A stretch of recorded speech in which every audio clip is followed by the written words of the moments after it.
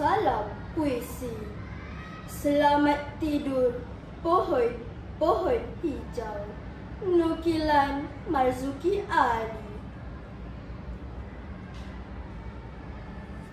Selamat tidur pohon hijau, kerana malam telah lewat. Rapatkanlah daun-daunmu, biar ranting dan dahanmu beristirahat, supaya besok kau bisa bangun dan bersedia menghadapi matahari dan menahan diri menentang pembangunan yang kian menjadi-jadi.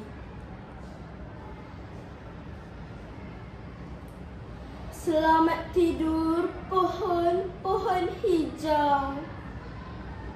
Biarkan malam mengulitimu dengan mimpi-mimpi syurga hijau. Biarkan saja penghuni-penghuni kota yang lagi dahaga dengan cita-cita menanamkan pohon-pohon impian dengan baja material. Pada bangunan-bangunan tinggi yang siap menganyangmu dan membiarkanmu seenaknya ditebang satu demi satu.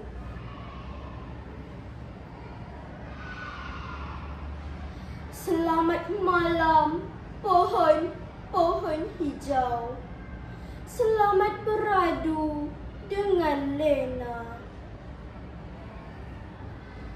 Biarkan saja keangkuhan mereka pada bulan. Biarkan saja kesombongan mereka pada alam. Tidak selamanya keindahan itu keindahan. Tidak segala-galanya menjadi damai hanya kerana memusuhimu.